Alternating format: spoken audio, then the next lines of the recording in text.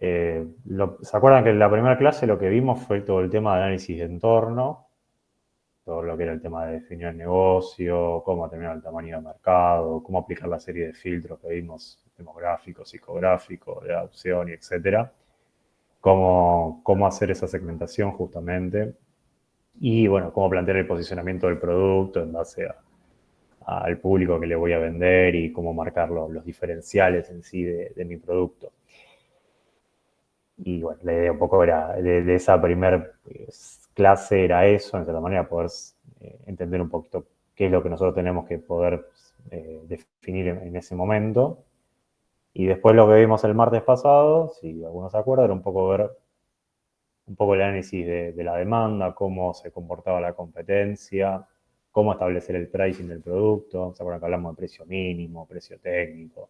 Hablamos de un share de mercado, que le voy a pedir obviamente para poder, obviamente, un share, un markup, perdón, no un share, justamente de ganancia sobre que lo voy a poner sobre el precio. ¿Se acuerdan que hablamos de la comercialización? El ejemplo este que decíamos con Max, de justamente tener en cuenta el servicio, el soporte postventa.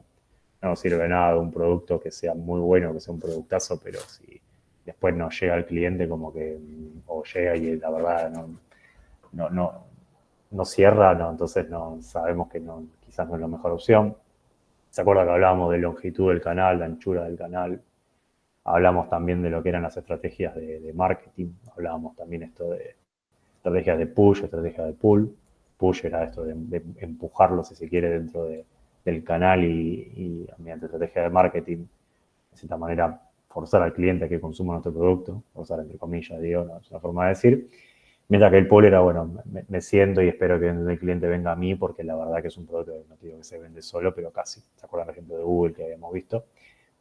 Y bueno, después habíamos distintos tipos de canales. ¿Se acuerdan que era lo que era la parte de estrategia de la selectiva? Alguna que era por ahí de estar en todos los puntos de venta, como el caso de Coca-Cola, y algunos que eran exclusivas, como habíamos visto el tema de Apple. Así más o menos como un paneo general de lo que fuimos viendo.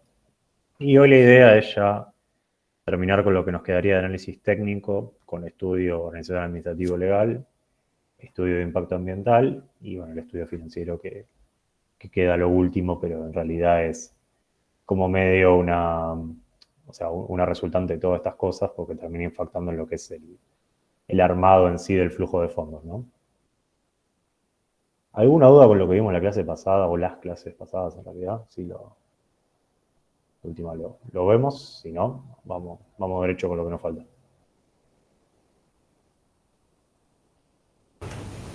No, nada. Bueno. Un poco la idea del análisis técnico, más allá de determinar cuál va a ser el tamaño más conveniente para nuestra organización, si va a ser una empresa chica, si va a ser una startup, es también poder entender dónde nos vamos a ubicar. O sea, se supone que ya para esta altura nosotros vamos a tener definido cuál va a ser nuestro segmento de mercado, a quiénes son los principales clientes que vamos a salir a buscar, y eso en cierta manera nos va a terminar definiendo al principio, sobre todo, dónde nos vamos a ubicar como empresa. Si apunto a un segmento que por ahí son pymes, y bueno, seguramente me tenga que ubicar en algún lugar cercano a las pymes o algún lugar de contacto donde ellas se puedan de cierta manera acercar a una oficina, ¿no? O sea, si van a hacer por ahí un desarrollo, quizás esto lo pueden, o sea, o van a hacer un software factory, esto lo pueden llegar a tener quizás algo un poco más flexible, pueden tener algún espacio de coworking, pueden tener una oficina que pueden, no ser oficina propia, puede ser una oficina de alquiler. O sea, siempre la idea de esto es entender técnicamente cuál va a ser el tamaño de la organización. Y además de esto, se suma el hecho de poder entender si el producto que voy a salir a vender o el servicio, lo que fuera, verdaderamente tiene alguna cuestión técnica que no nos permite por ahí llevar adelante el proyecto, ¿no? O que sea algún impedimento que digamos, bueno, che, esto técnicamente es muy avanzado para lo que hoy está, hoy en día, y se nos complicaría en algún momento llevarlo adelante o por ahí expandirnos, ¿no? Apunto un poco esto, ¿no? Si tengo algún suministro, no sé, si dependo sí o sí 100% de unas placas que son de Arduino. Bueno, ¿qué alternativa tengo en el mercado? O sea, ¿tengo algo más? O sea, o va a ser algo que si, no sé, sube el valor del dólar, después no lo puedo comprar más y me termina, de cierta manera, perjudicando el negocio? O sea, ese tipo de preguntas se tienen que empezar a hacer a esta altura. Siempre más del lado de lo técnico, que se supone que de los 42 que estamos acá, 43 contando a mí, se supone que la parte técnica quizás es nuestro fuerte, ¿no? Del por ahí que podemos llegar a tener. Y el resto quizás somos un poquito más de madera en algunas cosas, pero lo técnico quizás somos un poco más fuerte y podemos verlo en cierta manera, ¿no? Pero es una pata que obviamente no deja de ser importante. Y esto tiene que ver un poco con lo que les decía, o sea, tiene que ver con factores exclusivamente del mercado. Esto, si hicimos previamente un buen análisis PES, sale de taquito, sería algo que justamente eh, tenga que ver con costumbres por ahí de la población o mismo demanda algún insumo, algún costo, algo más que esto que comentábamos de posibilidad por ahí de expandirse, si es algo que un costo de algún insumo me va a frenar. Si después justamente tenemos posibilidad de hacer algún momento de economía de escala, ¿se acuerdan que era economía de escala? Cuando vimos la clase pasada, Fuerza de Porter. Que superara la competencia por cantidad de productos que podés sacar vos, ¿no? Sí, Joaco, viene por ahí, ¿no? O sea, la idea justamente de la economía de escala es, llega un momento que uno tiene un volumen de producción tan alto que el costo, en cierta manera, por cada unidad producida es mínimo. Era Entonces, lo de competir contra Ford o algo así. école, sí, Mati, exactamente. O sea, tiene que ver con eso. Llega un momento que vos producís tanto para vender tanto que el costo es cada vez ínfimo, cada vez más chico. Y entonces alguien, por eso decíamos que era una buena barrera de entrada dentro de un mercado, porque si yo me quiero poner a producir al lado de Ford, y seguramente me va a salir más caro producir un auto que lo que le sale a Ford o a Toyota o cualquier compañía. Ignorás el costo fijo, igual, ¿no? Solamente. En ese caso, por lo general, sí, se suele tener el costo fijo, pero bueno, igualmente mis costos fijos seguramente van a ser quizás ahí un poco menos, porque no voy a producir el mismo volumen que Ford, pero igualmente, o sea, no tengo chance de volarlo. Tiene que ver con eso, con esos monstruos justamente.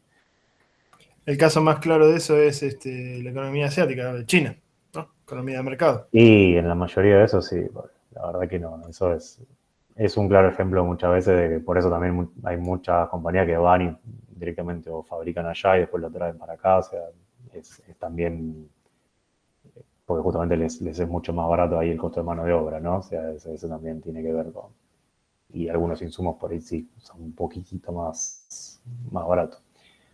Eso también está bueno, es una buena cosa para estudiar en su momento, como muchas cosas que a ustedes les va a convenir por ahí tercerizar. No les digo llevárselas a Asia, pero sí les va a convenir de cuando empiecen a hacer el estudio económico a nivel de flujo de fondos. Y hay cosas que les conviene obviamente apropiarse, que verdaderamente les conviene a ustedes pagar los costos. Y hay cosas que directamente dicen, che, no, mira, ¿sabes qué? Esto no es el core de mi negocio, no es lo que yo me quiero dedicar y bueno, quizás me conviene delegárselo a un tercero, porque la realidad es que no me saco en parte ese costo de encima porque le pago a un proveedor y no tenía que pagar ni cargas sociales, ni sueldo, ni nada, y se lo dejo a alguien que lo va a poder hacer mucho mejor y posiblemente lo tenga que pagar, pero no va a ser lo mismo que pagarle a una persona específica, parte de mi planta permanente para que lo haga, ¿no? Caso por ahí, no sé, sí, o sea, de ejemplo sería una agencia de marketing. Yo para hacer la parte de marketing de un proyecto, podría tomar a alguien que haga toda la parte del diseño, de estrategia de marketing de la campaña, directamente se lo puedo delegar a una empresa que me haga el marketing, ¿no? O sea, depende ahí la relación costo-beneficio que yo tenga y según lo que me convenga en ese momento. Ahora, si el marketing va a ser algo crucial de mi estrategia del marketing mix, y bueno, quizás no sé si me conviene delegarlo. O sea, quizás me conviene pagar un poco más y directamente eso tenerlo bajo mi dominio. Pero bueno, son cosas que después, obviamente, las van tomando esas decisiones a medida que van evaluando cada uno de los escenarios que se les presenten.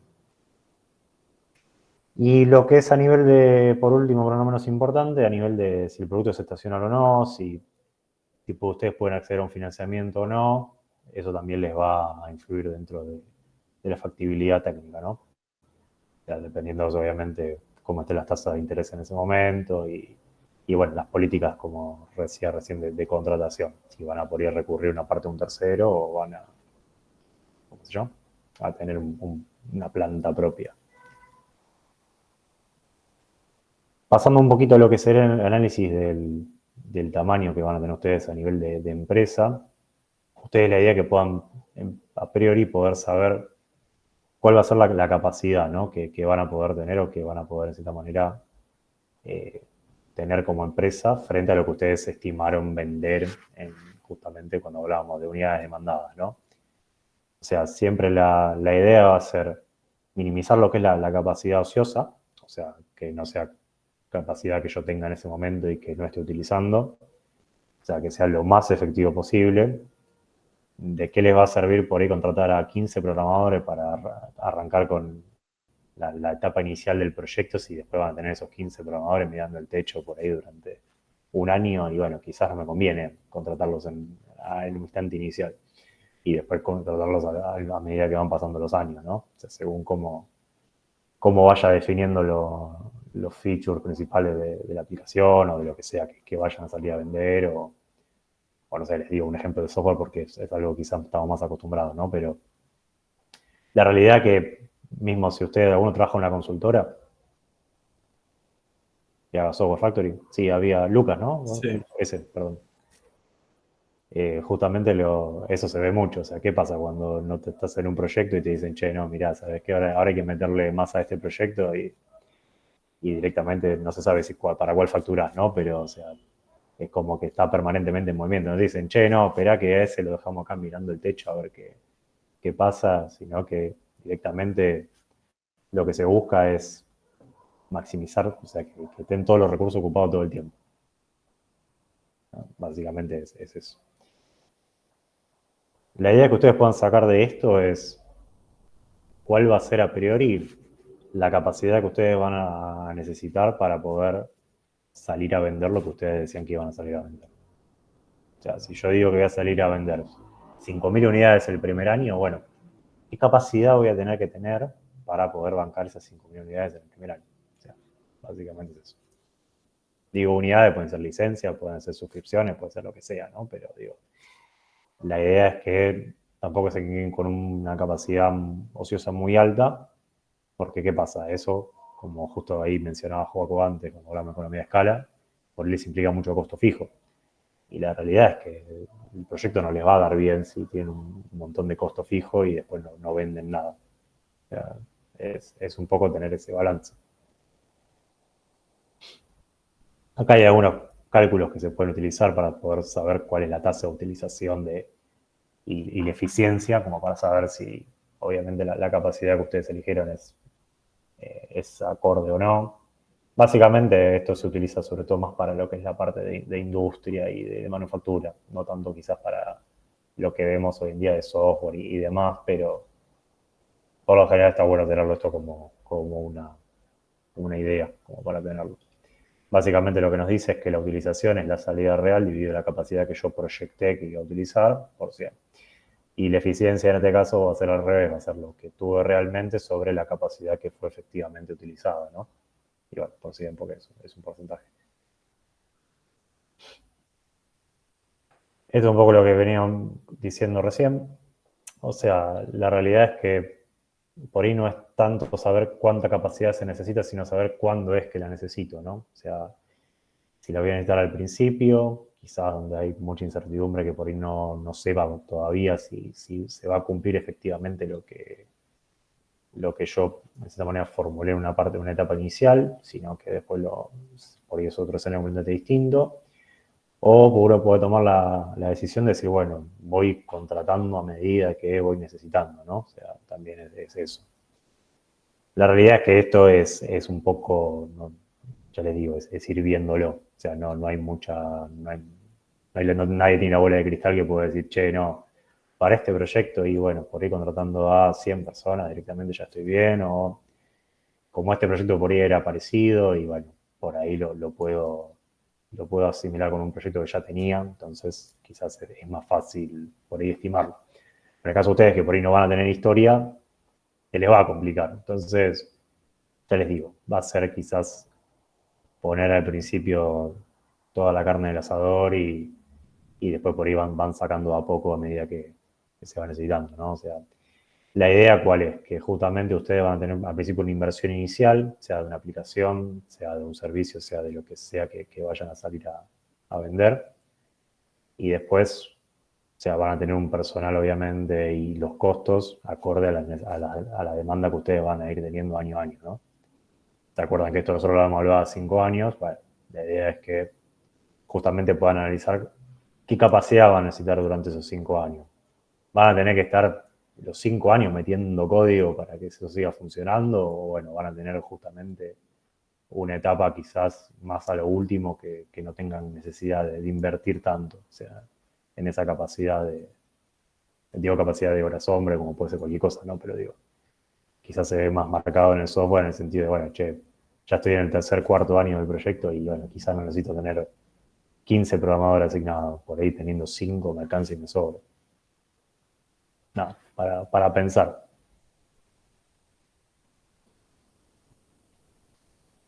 Un poco acá cómo es que podemos determinar la necesidad de esa capacidad. Y es un poco también esto de poder saber, obviamente si tenés historia, poder hacer estudio de mercado, poder hacer algún modelo econométrico, alguna simulación, alguna serie de tiempo en el caso de que tengan esa info. En el caso quizás más llevado a la práctica, es directamente compararlo contra algún producto quizás similar o que hayan tenido en algún momento, que hayan tenido que hacer algo parecido y directamente es por ahí estimarlo, ¿no? Un poco, no les digo ojímetro, pero sí es ir viendo cómo lo van haciendo. Que la realidad es que la mayoría de las startups al principio arrancan así, o sea, van viendo y van ajustando en base a cómo van avanzando. Y en base, bueno, a las estimaciones de la demanda, que esto nosotros ya un poco lo estuvimos viendo ahí, cómo estimar la demanda a través de los distintos filtros como para llegar a las unidades presupuestadas. Y bueno, tiene algún método ahí también de árbol de decisión, que nosotros acá no lo vemos, pero bueno, que sepa más que nada que existe. Pasando un poquito a lo que serían los tipos de distribución, acá nosotros planteamos básicamente que son 4 formas de distribuir la capacidad, en cierta manera, de lo que sería la empresa. Esto en realidad es más que nada para que lo tengan, que sepan que existe, no es algo que verdaderamente se lo evaluemos y le digamos al final de la presentación, che, no, tendrías que haber ido por un tipo de distribución por proceso en vez de ir por posición fija o viceversa, pero la realidad es que es algo más que nada que sepan que existe. La realidad es que no es algo que se utilice mucho, o sea, por lo menos acá no le damos tanta relevancia. El que sí por ahí destacamos sobre todo es el de células de trabajo, que hoy en día se está utilizando ya en varias empresas, sobre todo en empresas que son muy grandes, ahora están intentando llevar todo a lo que es la distribución en células de trabajo, están intentando de cierta manera como agilizar algunas cosas. Y nada, como para que lo tengan también en cuenta eso, para que sepan un poco de la organización de cada uno donde trabaja. En algunos casos, por ahí, como es de posición fija, que tiene que ver más que nada con que son productos quizás muy grandes que no puedas mover de un lugar para otro. Entonces, como que trabajan todos en un mismo lugar. Y después lo que es en el proceso es como más a nivel de serie, manufactura, que es algo más quizás orientado a ese tipo de rubro, ¿no? No es algo demasiado que nosotros veamos acá, salvo que alguno vaya a hacer algún proyecto, alguna parte que esté relacionado con manufactura, no creo que tenga que ir, va a tener que ir por una forma así, digo, pero no va a ser algo sino va a ser algo quizás más asociado a lo que es célula de trabajo, más asociado quizás al producto. Un poco desventajas y ventajas de cada uno, como para que después eso lo lean tranqui. La realidad es que, ya les digo, lo que es a nivel de células de trabajo, que por ahí es donde más experiencia tengo, termina siendo quizás lo que se suele utilizar, no es la única receta, pero bueno, sepan que existe. ¿Alguna pregunta sobre análisis técnico? Por ahí llevándolo a las ideas que ustedes propusieron. ¿Se lo imaginan o ni ahí?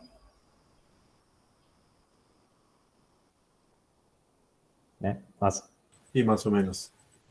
Nosotros que tenemos de producto, sería algo más por ese lado.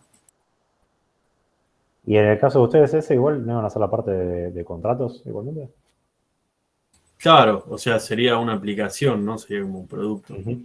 O sea, sería por ahí. Sí, igual yo decía producto, está más asociado a lo que sería producto de manufactura, no sé, vendo o fabrico zapatillas. Entonces, o no sé, fabrico, como estaba el ejemplo anterior, ¿no? de turbinas para los aviones. Entonces, es como que te cambia un poco el proceso productivo que vos tenés.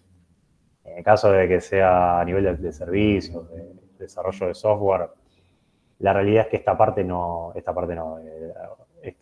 no le damos mucha pelota. O sea, no es algo que tengan que sí o sí definir a rajatabla y darle mucha relevancia. Sí, mínimamente saber bueno, un poco cómo se componen, qué rol ocupa cada uno dentro de la empresa, qué tamaño van a tener, o sea, si van a arrancar como una startup, dónde se van a ubicar, y etcétera. Lo que comenté recién. Esta parte, que es justamente lo que es el estudio organizacional, administrativo y legal, justamente, esto sí ustedes le van a tener, justo te agarré a vos ese, que van de la parte de los contratos, sí le van a tener que dar como un approach quizás un poco más particular. La idea es que acá, más allá de determinar cuál es la estructura organizacional más adecuada para el proyecto, si es una SRL, si es una SA, si es una SAS, si es lo que sea, la idea también es que puedan detallar en esta parte cuáles son los factores legales que pueden afectar a lo que será la realización del proyecto.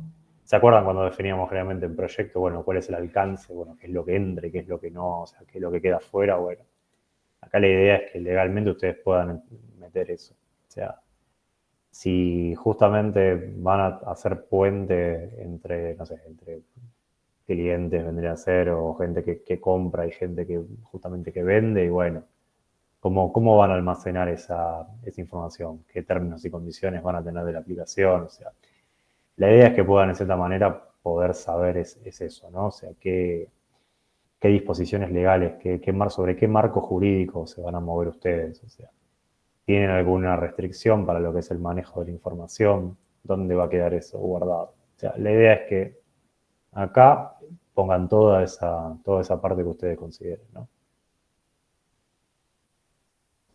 O sea, eso es, ya les digo.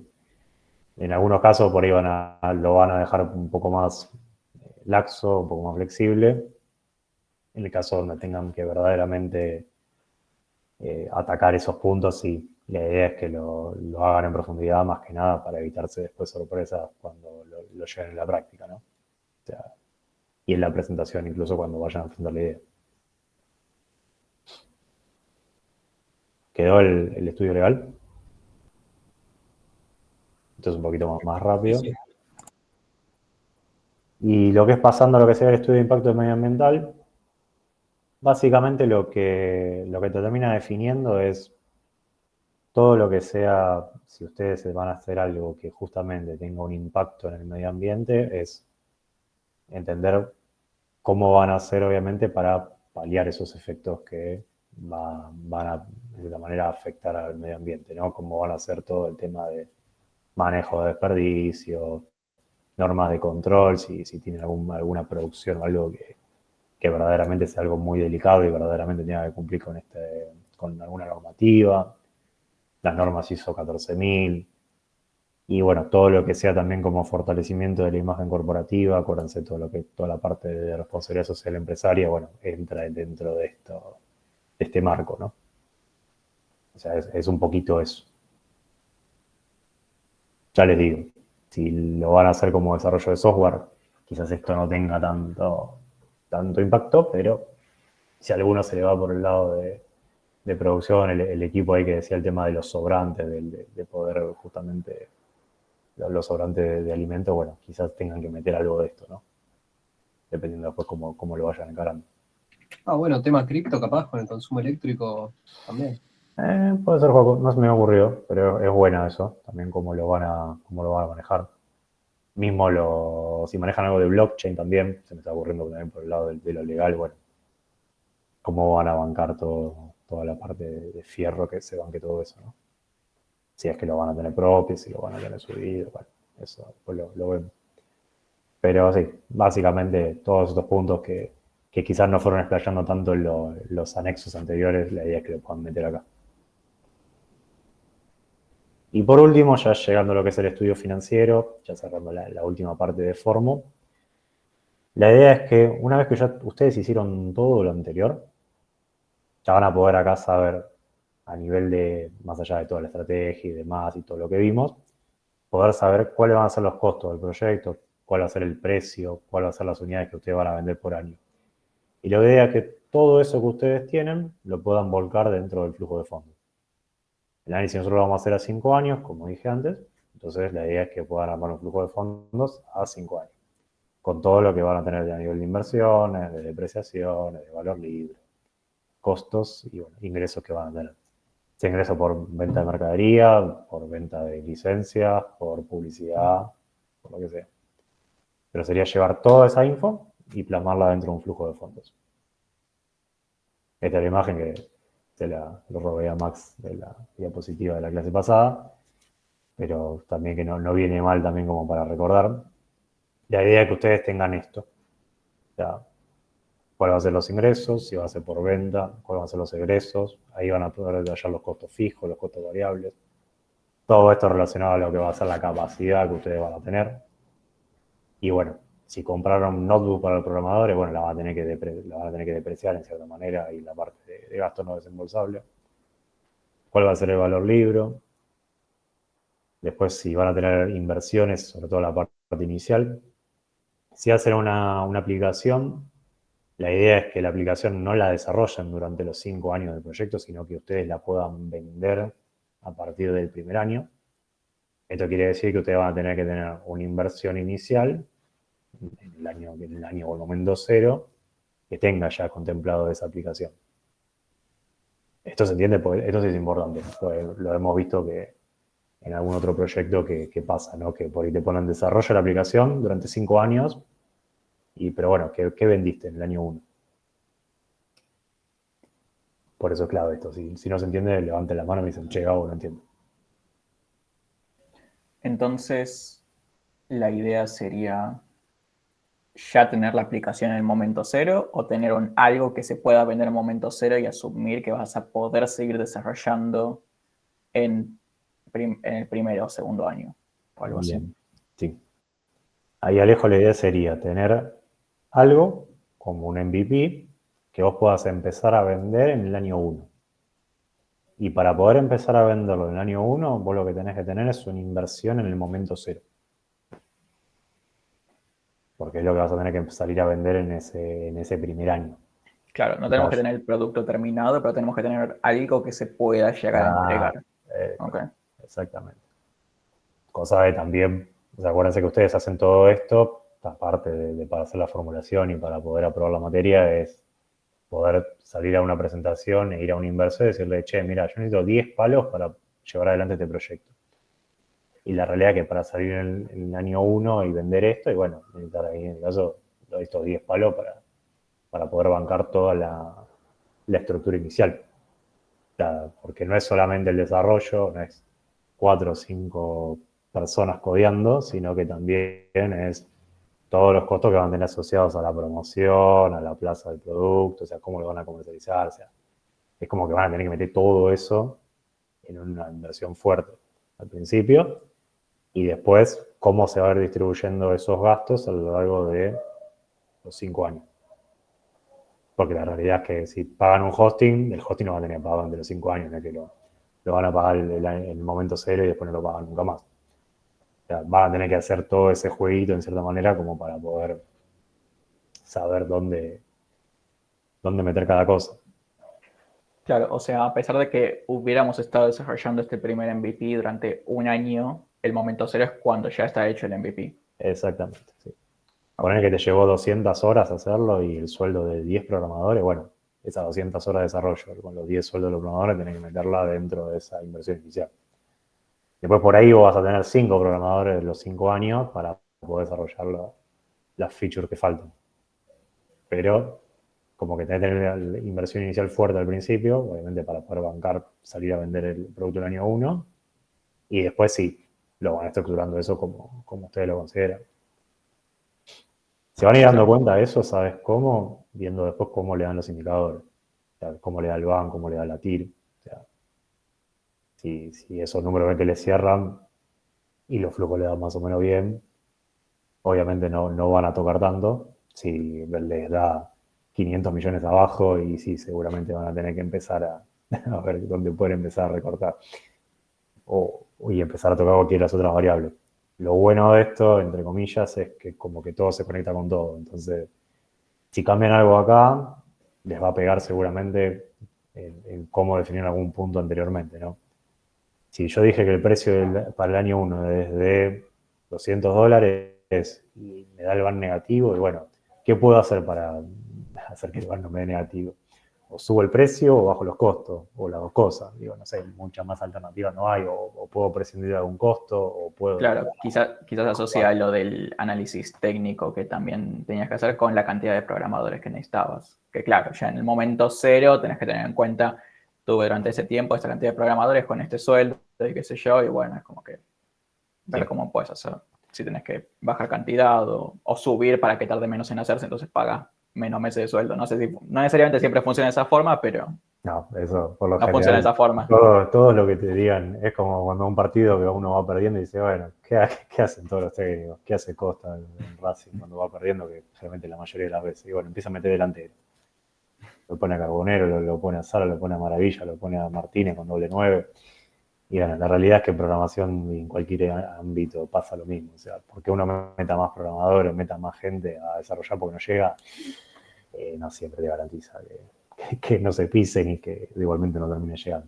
Sí, a veces incluso empeora la situación. Pero bueno, no es el punto, pero entiendo sí, qué es pero lo que sería. exacto. Bien.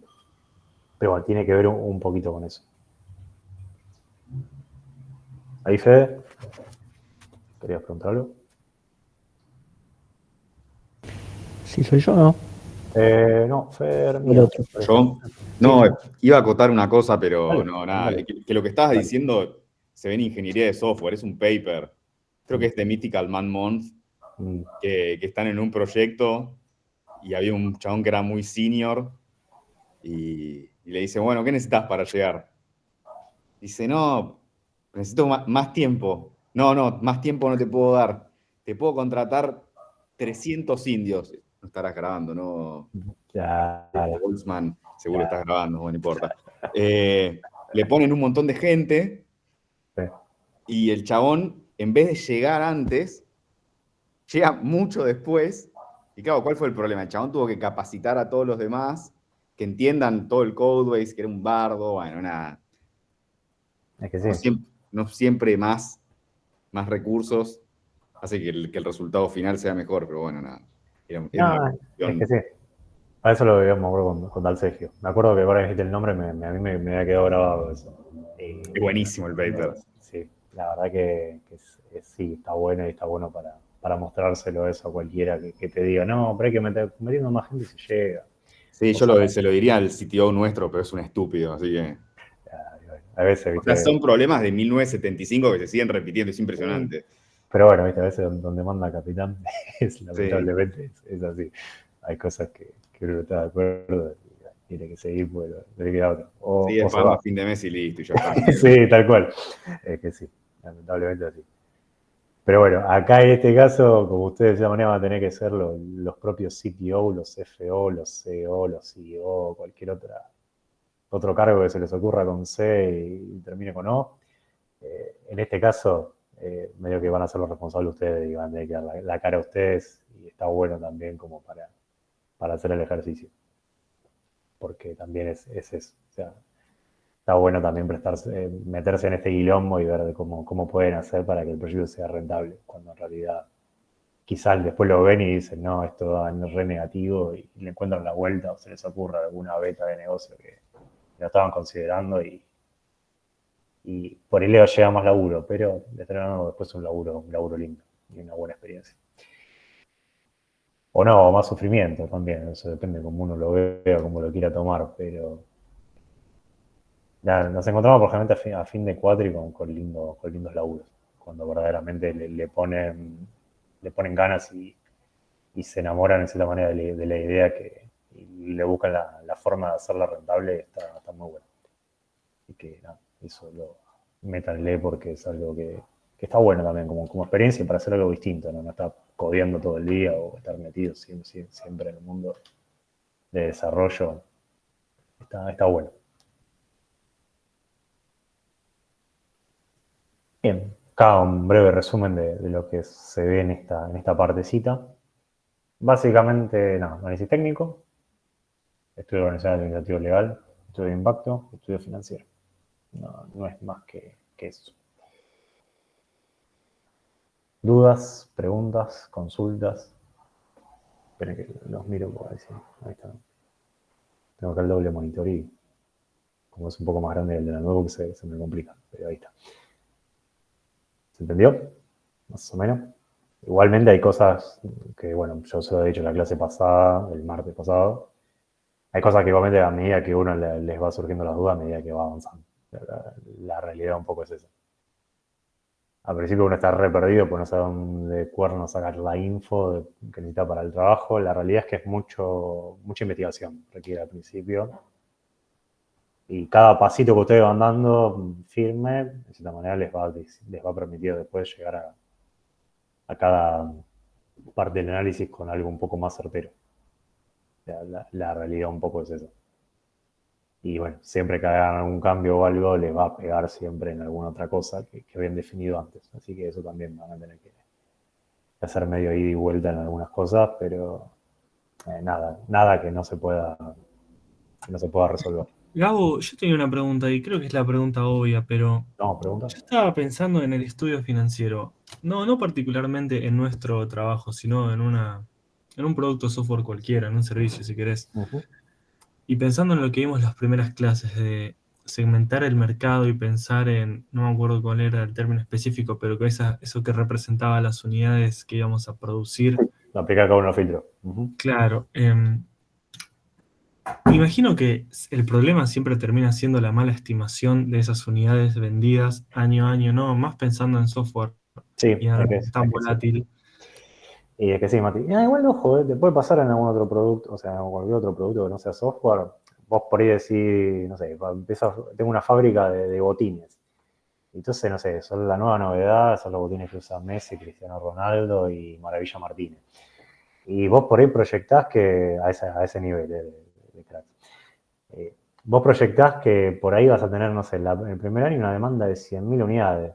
Y por ahí después lo estimás y lo dividís anualmente y, no sé, tenés que estar más o menos vendiendo 50 botines por día y quizás no los vendés, ¿viste? ¿Qué sé yo? Sí, es que yo me acuerdo que en el TP de Economía hacíamos algo así. Primero hacíamos la segmentación, ¿viste? Y terminabas con un público de 200.000 personas que eran los tipos que se llamaban Juan, de 23 años, era súper específico.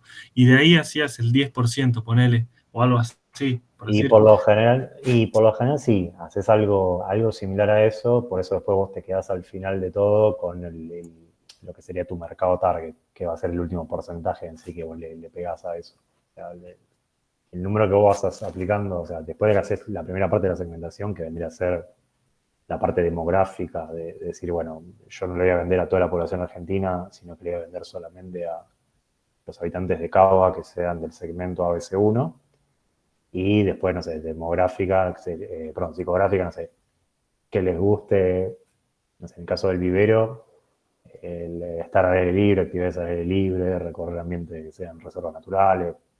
Estoy tirando fruta, pero una vez que uno tiene eso, cada vez vas como, de cierta manera, achicando ese segmento de mercado y después decir, bueno, a esto yo estimo llegar a un 10%, por decirte algo.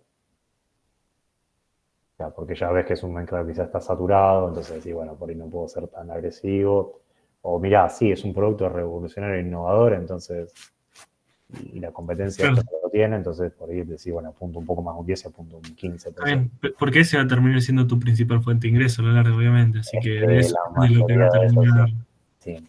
O sea, el cálculo que yo les recomiendo siempre que hagan es, una vez que saquen ese valor, divídanlo por 12 y divídanlo después por 30 para saber cuánto tendrían que vender por día. O sea, si le da un número que es irrisoriamente alto, o sea, tengo que vender 1000 licencias por día, y bueno, evidentemente estoy siendo demasiado optimista para el primer año, ¿no? O sea, por ahí, ojo, es algo que tiene sentido si es un producto recontra innovador, pero la realidad es que algunas veces es por ahí muy optimista.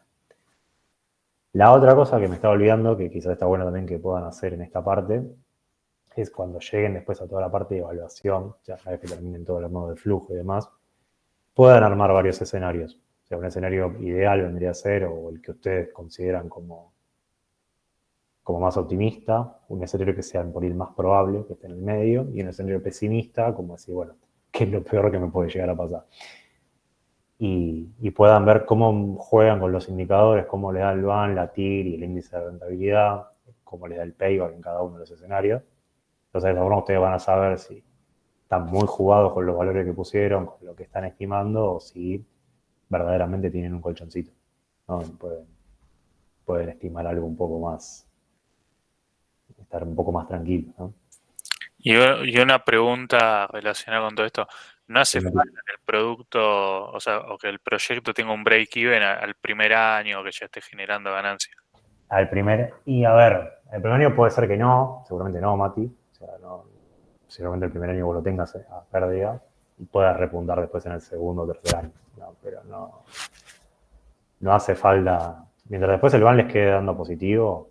Claro, siempre que quede positivo, pero por ahí segundo, tercero. Sí, porque por ahí te puede pasar que sea parte de tu estrategia comercial, el hecho de decir, bueno, voy con una estrategia de penetración que voy a vender con un precio más bajo, entonces voy a tener que hacerme cargo de perder en alguna parte, ¿no? Para poder ganar mayor adopción en el público, llegar a meterme dentro de ese mercado.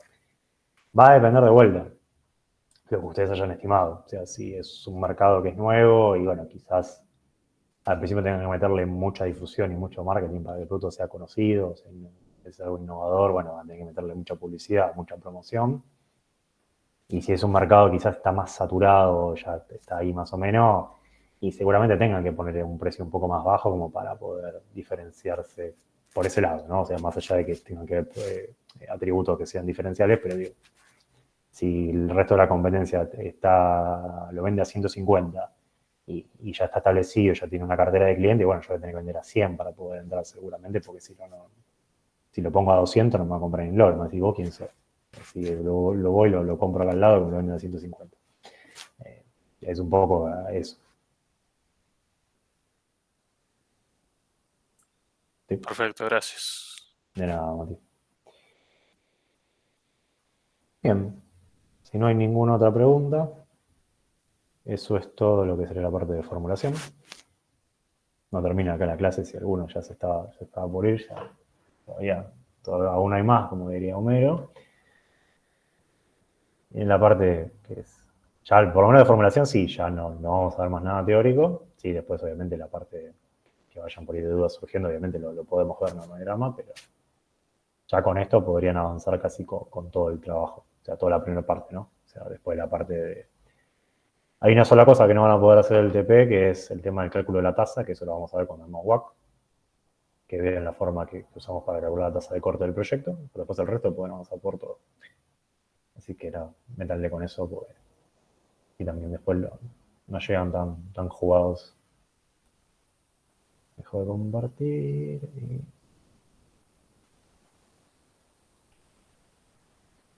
Vamos con...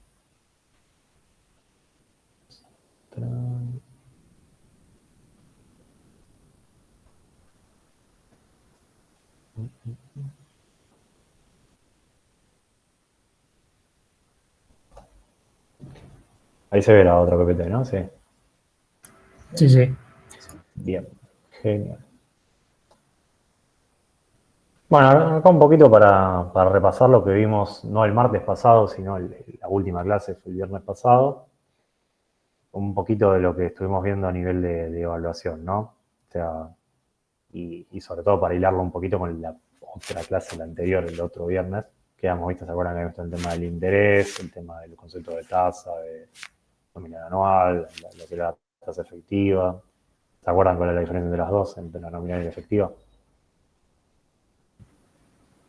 Que la efectiva tomaba en cuenta el interés compuesto. Exacto, Joaco. Creo que es más, la otra vez que preguntó Max, fuiste vos también que lo contestó, así que muy bien que estuviste atento. La realidad es que esta parte sí, acá es más importante porque ustedes ahora cuando veamos lo que es el financiamiento, acá yo creo que se va a notar un poquito más cuál es la diferencia entre cuando lo que te ofrecen los bancos de tasas, cuando te muestran una tasa y después al final te das cuenta que la realidad de la tasa es otra, ¿no? Tiene que ver con esto. Así a nivel de repaso rápido, concepto de valor añadido en el tiempo, esto de que un peso vale más hoy que mañana. Eso ya a esta altura lo dijimos tantas veces que espero que se les haya quedado grabado a fuego y que lo tengan ahí como fondo de pantalla. Lo que era a nivel de la depreciación, y bueno, se acuerdan que vimos la clase pasada, era bueno, un poquito cómo clasificar cada uno de los elementos que teníamos dentro del flujo de fondos, ¿no? Cómo metíamos los ingresos, cómo eran los egresos, si afectaba o no afectaba impuestos. Y bueno, cómo manejábamos el tema de los gastos no desembolsables, que era lo que veíamos, ¿se acuerdan? De depreciación de los bienes de uso y lo que sería el valor libre, ¿no? Todo esto, después lo que hacemos lo sometemos a un proceso de evaluación, justamente aplicando lo que es el criterio del valor actual neto, lo que nos va a permitir saber, según el valor del BAN, si es positivo, vamos a llevar adelante el proyecto. Si es negativo, obviamente no agrega valor y no conviene llevarlo adelante. Y bueno, si en este caso me puede llegar a ser indiferente o no, si me da igual hacer. Y después los otros indicadores que vimos también, como para poder evaluar la salud del proyecto, que son la TIR, que se acuerdan que era la TIR, o que nos decía la TIR. La tasa cuando el bando a cero. Correcto, Dylan, sí. Exactamente. Es la misma tasa de que nos va a permitir a nosotros después saber si la tasa, qué tan lejos estamos, obviamente, de la tasa de corte que vamos a tener en nuestro proyecto versus la TIR, ¿no? O sea, sí. Una pregunta de la TIR. Sí, vos. ¿Es la rentabilidad del proyecto en porcentaje o no tiene nada que ver? Te indica en sí una tasa de rentabilidad que se va a llevar en teoría el accionista, ¿no? O sea, ponerle que te da una TIR que sea del 200%, lo que te termina diciendo es que ese proyecto te va a agregar en cierta manera un valor casi de un 200%. Esa tasa es la que después nosotros la utilizamos para comparar contra la tasa de corte del proyecto. O sea, si yo tengo una tasa de corte que sea del 199% y mi TIR es de 200%, quiere decir que cualquier cambio que tenga en cualquiera de esas variables, tengo muchas chances de que ya el proyecto se ¿Con tasa de corte te referís a lo que hablábamos del costo de oportunidad? No, la tasa de corte es el costo, claro, o sea, es el costo de oportunidad, es la tasa que nosotros decidimos para saber si vamos a tener que calcularla para poder saber si llevamos adelante o no ese proyecto, ¿no? O sea, Yo diría lo mismo en los ejercicios. Es como el objetivo, ¿no? la tasa, claro, la tasa de corte es lo que vos le vas a empezar a descontar en cierta manera a ese proyecto, los riesgos, si se quiere, que le vas a tener que empezar a sumar ese proyecto para saber si es o no rentable, ¿no? ¿Se acuerdan que decíamos que ante mayor riesgo tenemos o pretendemos que nos den una mayor rentabilidad? Desde el lado del accionista. O sea, sería como la rentabilidad que nosotros medio que esperamos o la mínima. Es que la rentabilidad que le vamos a pedir de esta manera al accionista para poner esa guita, ¿no? O sea, esa inversión inicial. O sea, ustedes cuando vayan a presentar en el TP van a tener que decir, este proyecto tiene una tasa de corte supónganse, del 20%, ¿no? Y bueno, lo primero que haría uno, ¿qué sería? Cuando le dicen, che, tengo una tasa de corte del 20%, ¿contra qué lo compara?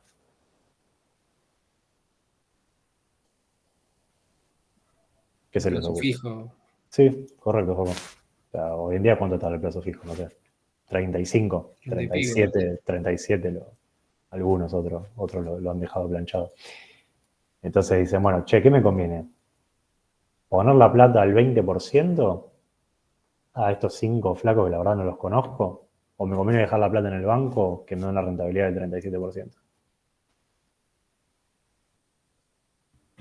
Sí, no, olvidate.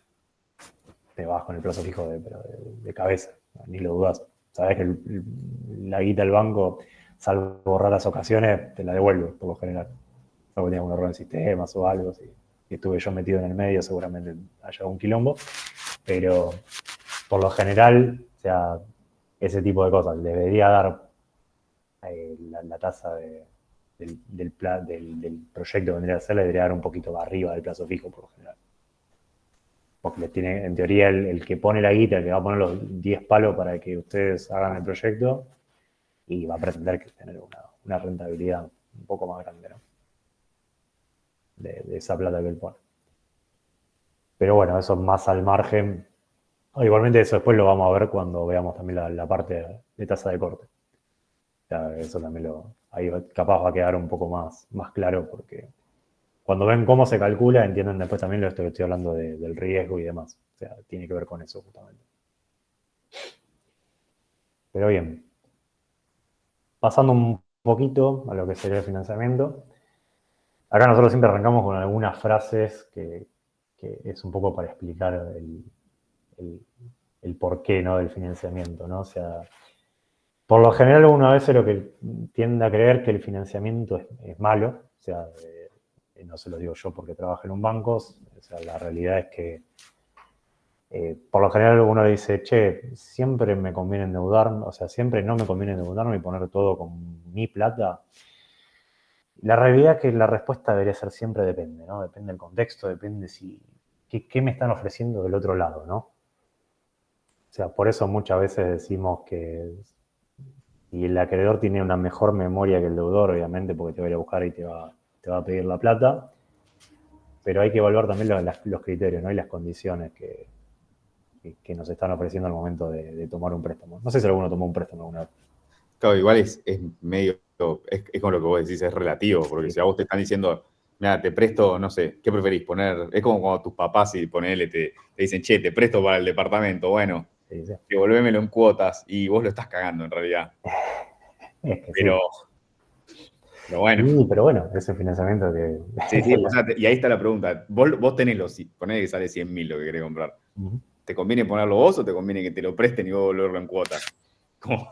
Es que sí, ni lo dudás, Fede. Es que ni lo dudás.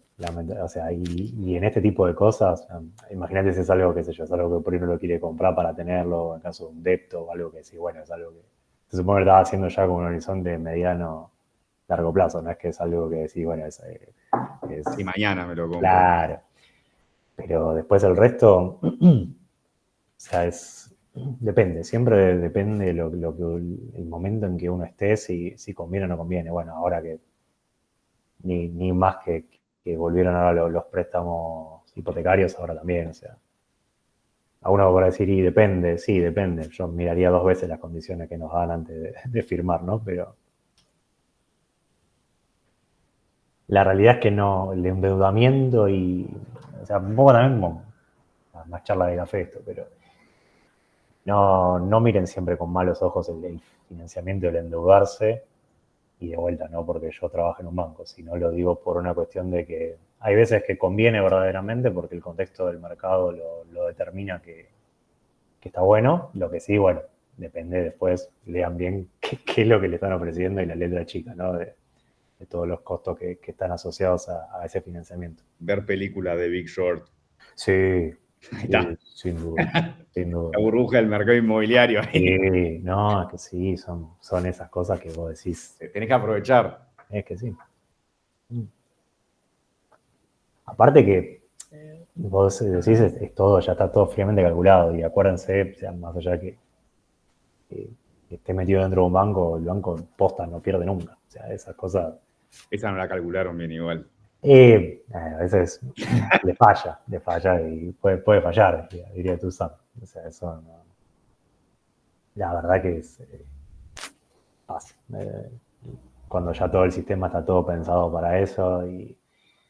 Igual, no sé, siempre de esa parte lo que siempre tengo dudas es que de cualquier crash que ustedes vean, siempre fíjense que los que pierden los grandes, los que ponen mucha guita, generalmente saben o tienen el dato antes para salir antes, ¿no? O sea, y no pierden nunca esas cosas. Saben hacer el negocio y saben cerrarlo y saben.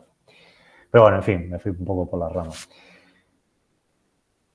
¿Cuál es la idea de obtener financiamiento, o sea, bueno, obviamente obtener dinero que claramente en ese momento no tengo, entonces necesito sí o sí salir a poder obtenerlo, sea por una inversión inicial, sea como decíamos con Fede para comprar un depto. En este caso ustedes si van a destinar como viene de uso, bueno, sería para comprar una máquina, para comprar lo que sería, no sé, la inversión o financiar la inversión inicial, o mismo para tener una inversión inicial en capital de trabajo, que esto que decíamos de, bueno, tengo que tener toda la guita inicial para poder hacer que el negocio siga o arranque, mejor dicho, a rodar y bueno, eso sería para qué voy a salir a buscar financiamiento. Lo que es en sí cómo tener ese dinero, lo que es el préstamo en sí, lo que yo voy a pedirle al banco o al agente financiero que se les ocurra va a estar comprendido por lo que sería un monto de capital, que es lo que nos van a prestar en cierta manera, el plazo de devolución, que nosotros para lo que es el flujo de fondos lo vamos a hacer a 5 años, por lo general, o a 3, o sea, lo que es la devolución, mejor dicho, lo vamos a hacer de forma anual. No es que lo vamos a mensualizar, sino que como al estudio del flujo de fondos lo hacemos anual, entonces establecemos un plazo de devolución que sea una cuota por año. Y justamente vamos a utilizar un método de amortización en particular para cada préstamo, ¿no? Por lo general, en la materia vemos 3 métodos. En el mercado generalmente hay uno solo, que es el francés. Nosotros acá vemos 3 métodos, el francés, el alemán y el americano. Son esos 3. Por lo general, en los parciales siempre tomamos o francés o el alemán. El americano, por lo general, no lo solemos tomar. Siempre hay una excepción a la regla. Siempre decimos lo mismo todos los cuatri que pasamos, pero nunca lo terminamos tomando. Pero como para también sepan que existe.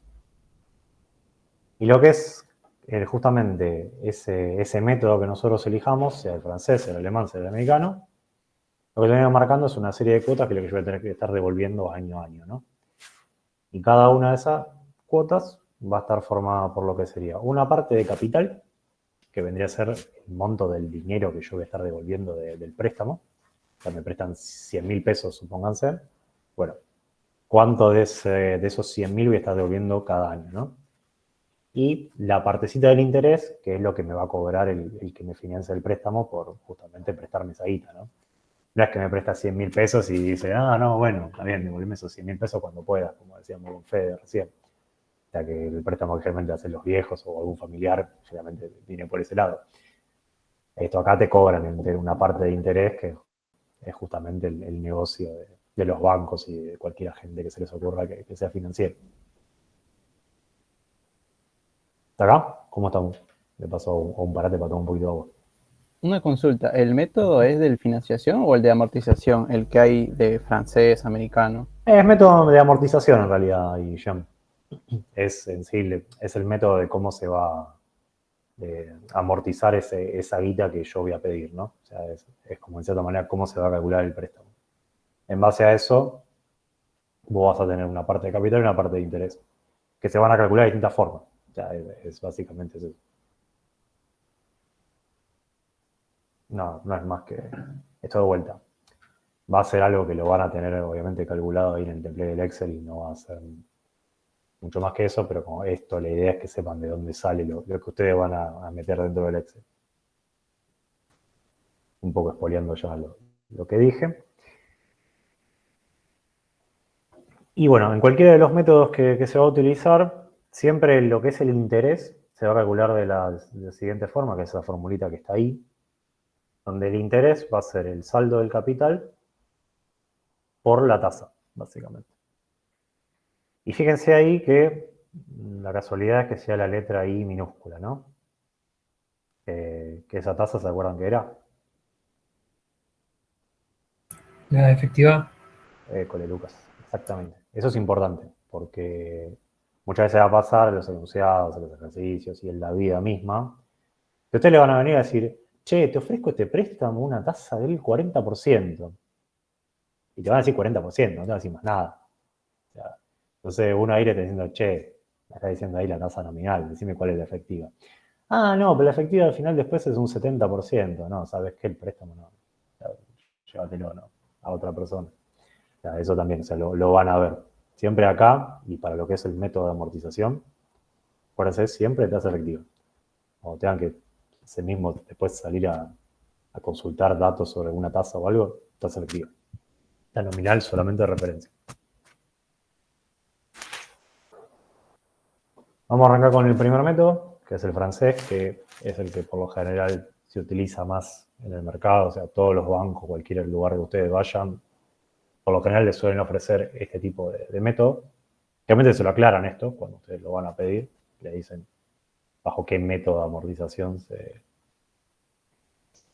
va a calcular el préstamo, cada cuota de préstamo.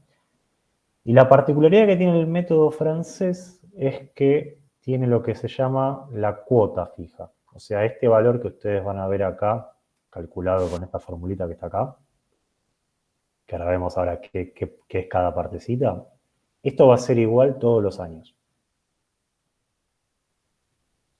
O sea, este método, cuando dicen método francés, inmediatamente a ustedes se les tiene que ir a la cabeza que la cuota es fija. Pero digo porque después se van a empezar a marear con los otros métodos. Francés, cuota fija. Cada una de estas partes de esta fórmula hermosa que está acá, lo que es la C indica, como le dice acá, el valor total de la cuota que va a corresponder pagar año tras año, entendiendo la cuota como lo que dijimos del capital más el interés. Lo que sería el total del saldo que yo pedí, o sea, el préstamo, o sea, el total del monto del préstamo, la tasa efectiva y el plazo del crédito. Si lo pedía 3 años, acá va a haber un 3. Si lo pedía 5, va a ser 5. Y esto se lee P por I dividido 1 menos 1 más I elevado a la menos C. La fórmula parece medio fea, pero después una vez que ya está en el Excel uno no se calienta tanto. Y acá lo vamos a ver con un ejemplito un poco más llevado a números como para que entiendan cómo debieran calcular ustedes un préstamo, ¿no? Acá en este ejemplo lo que me ofrecen de esta manera es tomo mejor dicho, un préstamo de 100.000 pesos. Con el método, me dicen que el método va a ser francés, a una tasa efectiva del 40%. Entonces lo primero que hago es aplicar la fórmula que vimos acá para calcular el valor de la cuota, ¿no? Y con esto yo saco que la cuota en este caso son 62.936 pesos. Como dije, francés, cuota fija, pongo en los 3 años el mismo valor. Después calculo lo que sería el interés. El interés en este caso ya dijimos que se va a calcular siempre de la misma forma. El saldo, por lo que sería la tasa efectiva. Fíjense que en este caso el interés del primero son 100.000 por 40 me da 40.000. 77 por 40 da esto, y así. Una vez que tengo eso, saco lo que sería el valor del capital, ¿no? En este caso. Entendiendo el capital como la parte de estos 100.000 que voy a estar devolviendo. Y eso se calcula haciendo el valor de la cuota menos el valor del interés. Fíjense que hacemos esto menos esto, me da esto, esto menos esto da esto, y así. Y por último, sacamos lo que es el capital restante, o sea, es el capital que me va a quedar en cierta manera como pendiente de evolución a lo largo de los distintos años, ¿no? Y eso se hace haciendo lo que es el saldo menos la parte de capital que voy devolviendo. Fíjense que, por casualidad, en el último año, a lo que es el capital restante me da 0. Esto me quiere decir que justamente ya terminé de devolver todo lo que había pedido en el primer, o sea, en el stand inicial, ¿no? En el año 1. Estos 100.000 pesos ya llegué al tercer año y ya devolví todo. Eso les va a servir a ustedes para hacerlo de chequeo al momento de justamente los ejercicios, ver si les dio bien, les dio mal, o sea, se van a dar cuenta si acá les tienen que dar 0 seguro. Es bastante sencillo esto, un poco vieron que no les mentí ahí cuando arrancamos, o sea, no tiene mucha más ciencia que esto. Es aplicar la primera fórmula, calcular el interés, y después ir acomodando el capital y restando el capital restante. ¿Se entiende o fue muy rápido? Sí, se entiende. Genial, Poco. Esto después igualmente de última lo pueden ver o pueden de última agarrar esta tablita y tirarlo en un Excel y ir practicando de última para armar el template, si si alguno por ahí tiene alguna duda o algo. Yo les digo, lo más difícil es, a nivel del parcial, identificar a veces qué método es que tienen que utilizar.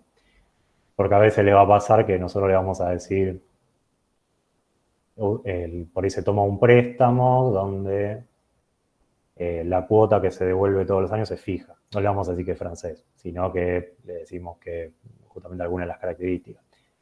O que otra característica que tiene el francés que se paga mayor cantidad o se suele pagar mayor cantidad de intereses al principio. Ven que acá se paga un montón justamente y después a lo largo de los años esto va decreciendo. Eso tiene que ver por lo general porque justamente tiene que ver con el valor del dinero en el tiempo, ¿no? Que siempre venimos hablando y el banco siempre te cobra un poco más al principio cuando recién sacas en las primeras cuotas y después a medida del tiempo va pasando. Pero bueno, por lo general damos pistas como para que ustedes sepan qué es o qué tipo de método de amortización tienen que utilizar. Eso es en sí toda la dificultad y maldad que podemos poner en este punto. Después ponemos maldad en otras cosas, ¿no? Pero no, en esto no somos tan creativos tampoco. No da tanto. Gabo, o sea, Sí. me cuesta ver. Entiendo perfectamente que todas las cuotas son iguales, pero después, si yo tengo que poner 62 lucas, la distribución de qué es capital y qué es interés es como muy abstracto esa diferencia de por qué alguna parte es interés y otra es capital, porque Pasa como que que... es así como funciona el método, Mati. O sea, básicamente lo que te dice acá es, más allá de cómo vos calcules la cuota, el interés siempre es lo mismo. O sea, te cobran según la tasa de la cual vos pediste el préstamo. Y en este caso, siempre es más grande lo que es el interés del capital. O sea, por cómo funciona el préstamo. Fíjate que si vos esto lo terminás sumando, vas a ver que te da más que lo que vos pediste inicialmente, justamente porque te suman los intereses. Lo que es el capital, siempre acordate que tiene que ver con la parte de esos 100.000 pesos que vos pediste inicialmente y que vos tenés que ir devolviendo.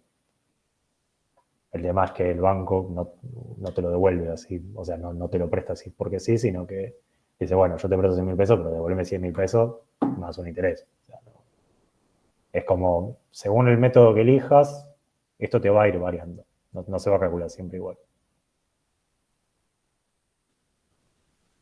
Está bien, el método lo entendí. Gracias. Tiene que ver con eso. O sea, según cómo agarre cada método que yo vaya a utilizar en el préstamo, te va a cambiar esto. O sea, te va a cambiar cómo juegan estas variables. Es eso. No tiene mucho más. Igual tranqui, porque después si hacemos un ejercicio o algo, ahí de última lo volvemos, ¿sí? Y vemos a ver qué. Volvemos a repasarlo. Bien, acá tiene un grafiquito, un poquito como para entender así la composición entre. Bueno, esto que justo ya hablábamos recién, Mati, de cómo se compone cada partecita en el capital y el interés. Fíjense que se cumple esto que les decía, que por lo general el francés se suele pagar mayor cantidad de intereses al principio. Y fíjense, a medida que van pasando los años, como que la parte de interés obviamente es menor. Y lo que es el capital amortizado obviamente sube porque voy pagando obviamente lo que estoy debiendo, ¿no? Se supone que ya a medida que se va cerrando el periodo, ya siempre tiene que ser más de capital que de interés, ¿no? Pero bueno, eso como para lo tengan también de referencia. ¿Alguna otra duda con el método francés? Sí, una pregunta. Entonces, Dale. siempre pagamos la cuota fija.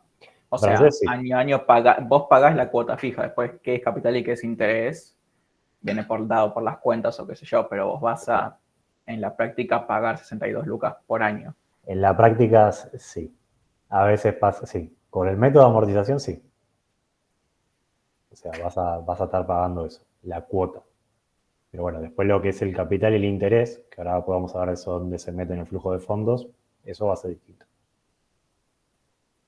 Ok, tipo, no termino de entender, tipo, creo que lo que estaban hablando de recién, igual, tipo, qué es capital y qué es interés y qué te aplica cada uno, por qué es que se divide de esta forma o qué sé yo, pero Los Y cálculos porque, los entiendo. no, es que, a ver, el capital, si vos sumás esto acá, Sí, te da el valor. te da el valor que vos pediste Real, claro.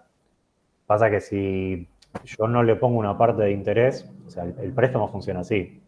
O sea, vos tenés una parte que vas a tener que devolver de esos 100.000 que pediste, que eso es el capital. O sea, es parte de la guita que vos pediste prestada. Eso lo tenés que devolver sí o sí, porque lo pediste, lo tenés que devolver. Claro, obvio. El tema es que vos a ese capital le tenés que sumar otro factor más, que es el interés. Que ese es el interés, es el rédito que saca el banco por prestarte a vos esa guita. O sea, porque vos esa guita no la tenés esas 100 lucas en ese momento. Entonces por eso vas a pedirlo. Claro. Entonces lo que te dice, por ahí venís me decís, che, Gabo, préstame 100 lucas que no llego.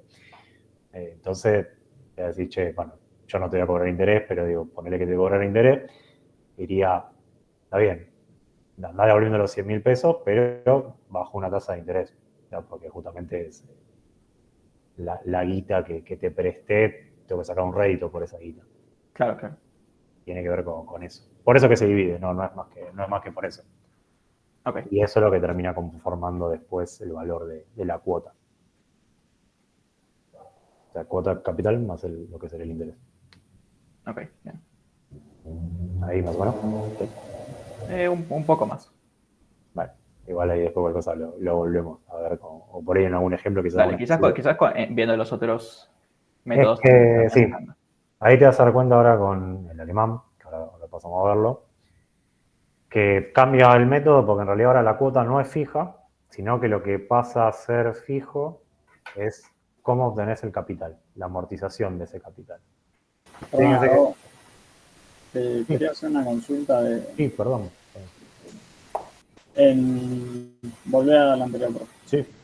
Acá vemos el chonzo digamos, que dijiste que el banco te puede decir el interés es del 40% y vos pensás que capaz de 100 vas a pagar 40 lucas más. No, acá Tommy, esto acá ya es la tasa efectiva. Ah, ok. Sí, no es la referencia, sí, yo lo decía en el otro porque a veces pasa que te dicen un valor, pero el que se utiliza acá para el cálculo es la efectiva. Ah, bien, ok. Me quedé entonces. Gracias. De nada. Aparte acá, fíjense también que tenemos la I. También.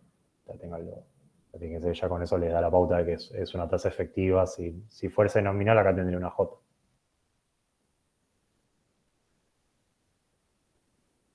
Pero bien. Volviendo entonces a lo que sería el sistema de amortización de alemán, acá lo que cambia es ya la cuota acá no es fija, sino que acá lo que nos va a hacer fijo en este caso va a ser el capital que voy a tener que pagar, o la amortización del capital que voy a tener que pagar en cada periodo. Fíjense que la fórmula es mucho más sencilla. Simplemente acá lo que nos dice es que es la P, que en este caso dice acá el SX, pero digo, acá vendría a ser el saldo inicial, dividido la cantidad de años. Para ir rápido el ejemplo, para no perder tanta fórmula, la tasa fíjense que es la misma. Ahora fíjense acá que cambia, ¿no? O sea, fíjense que arranco primero calculando el capital. Fíjense que el capital es el mismo para los 3 años. O sea, porque el método me dice que, en este caso, la amortización del capital va a ser fija, porque eso es un alemán. El interés, fíjense que se calcula exactamente igual que como vimos en el francés. Lo que es el interés, porque es el saldo por la tasa. Efectiva de vuelta, porque es la I. Y lo que es la cuota, es la definición propia de la cuota en este caso, que es el capital más el interés. Y por último, lo que es el capital restante, fíjense que, de vuelta, es lo que voy pagando todos los años, o cada periodo en realidad de capital, menos lo que tenía inicialmente, o sea, lo que tenía inicialmente menos lo que voy pagando. Y eso me da lo que me resta pagar. Acá de vuelta, se cumple de vuelta, ven que me tiene que dar 0 esto. Porque ya cancelé todo lo que tenía para pagar de las 100 lucas que pedí inicialmente. ¿Se ve ahí, Ale, con la diferencia con el anterior? ¿O te mareamos más? No, esto es quizás lo que más me imaginaba que quizás Claro. pasaba en la realidad. Una cosa que quizás no entiendo es tipo, porque el interés baja en general, pero esto que se aplica igual a todos los métodos. Por lo general, a ver, el interés suele bajar porque realmente te cobran más al principio si vos, o sea, porque no tienen garantía que por ahí que vos devuelvas la plata, ¿no? O sea, Claro. básicamente viene por ese lado y por el valor del dinero del tiempo. O sea, si querés, por ahí la respuesta un poco más académica. Te cobran más al principio, se supone, porque esa guita al principio vale más que lo que termina valiendo. Esas 100 lucas en el primer año que vos pediste, termina valiendo más que después lo que termina devolviendo. Claro. O sea, como para tener una proporción, en cierta manera. Este método se suele utilizar, algunos bancos lo usan, sobre todo para lo que es la parte de inversión en capital de trabajo. Ya hace unos años había visto también del Banco Provincia que tenía, o por ahí créditos que son para pymes, se suele utilizar este tipo de método, que por ahí no paga. Sí. ¿Qué ventaja tiene respecto al otro? Lo que tiene por ahí, Lucas, es que al tener capital constante, algunas cosas por ahí el interés no es tan alto, si bien acá vemos que Pero puede ser que sea peor para el que toma el préstamo, teniendo en cuenta el valor del dinero en el tiempo, Hacia simple ojo lo estoy mirando contra el otro. Y es que en realidad, a ver, ni Mati, porque fíjate acá, mira. Por ahí pagás, en este caso, por ahí no pagás tanto o sea, pagás el mismo de capital en definitiva, porque pagás lo mismo de capital, terminás abriendo una parte equilibrada quizás todos los meses, versus que por ahí pagas más al principio. Fíjate acá pagas casi un 55% de interés. Y acá tenés un poquitito menos, a priori de los gráficos, ¿no? Depende mucho de cómo sea, de cuánto sea primero la tasa. Yo igualmente, si vos me decís, che, tengo los dos para financiar, o sea, tengo los dos métodos, tengo un banco, o tengo, no sé, el banco A que me ofrece un préstamo bajo una financiación, bajo un método, perdón, y otro banco que me lo ofrece bajo el método el alemán, yo a priori no te diría, no, voy por alemán porque en el francés pago más interés al principio, no. La realidad es que yo haría los dos flujos, o sea, haría los dos préstamos, vería cuánto me quedaría. Y ahora vamos a ver después, cuando lo metamos en el flujo de fondos, que verdaderamente se ve qué ventaja por ahí puede llegar a tener pagar mayor interés al principio. Que bueno, en este caso da 40.000 pesos, quizás el ejemplo no me ayuda. Pero créanme que pagando mayor interés al principio a veces está bueno también en algunas cosas. ¿Lo podés sacar ¿Lo puedes contar por casualidad de ganancia eso? Sí, viene por ahí, Joaco. Viene por ahí, Joaco. O sea, para hacer chanchadas. Bueno, pero te sirve. No, Okay. Eso es legal. No, eso no se puede. O sea, no. Ok. En el flujo se puede. O sea, entonces también son cositas que está bueno que también tenerlas en cuenta. Pero bueno, a nivel del método no tiene mucho más que eso. Como decíamos recién, Mati, o sea, yo para elegir por uno o por otro, cuál me conviene y cuál, por ahí se tengo que elegir entre uno y otro, y yo haría los dos. Y vería con cuál me quedo y con cuál me da mejor el banco. A priori no, yo no te diría nada viendo los números, no. O sea, porque por ahí después, viste, en el análisis te da otra cosa. No, eso, más que nada, no. Está bueno también, está bueno lo que salió porque está bueno también para los parciales. Porque a veces pasa que por ahí decimos, che, ¿cuál método conviene? Y bueno, por ahí lo correcto ahí en el caso es hacer las dos cosas y ver con cuál me quedo, ¿no? Cuál me da mejor. Perfecto. Sí.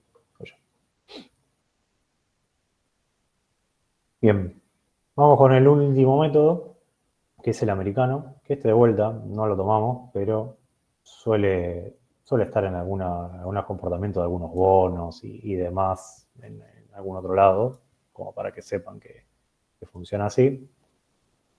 Básicamente lo que nos dice este sistema es, vamos a tener durante todo un periodo, o sea, durante los primeros 4 periodos en realidad, supongamos que sea un préstamo de 5 años, voy a pagar solamente lo que sería la parte de capital, ¿no? La parte, perdón, de interés que me cobran. Y después, en el último año, voy al gráfico porque quizás se ve un poco más fácil, tenemos pagando todo el capital de una. Es como que básicamente es distinto un poco a lo que veíamos viendo.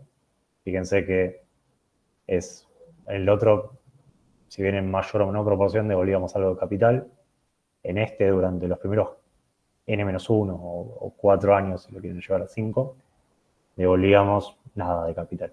Todo interés nada más. Y después, en el último año, se devuelve todo. Esa es la particularidad que tiene el americano. ¿No? Es mucho más sencillo, pero no, ya les digo, no suele ser muy utilizado por una cuestión también de convención y que la mayoría, ya les digo, de los bancos y entidades financieras utilizan lo que es el método francés. Es un poco más que por eso. Y de vuelta, lo tienen más que nada como referencia. No solemos generalmente tomarlo mucho esto. Tomarlo, por ejemplo, ni siquiera le diría que si alguna vez lo tomamos. Por lo menos, yo estoy acá hace 2 años, nunca lo tomamos.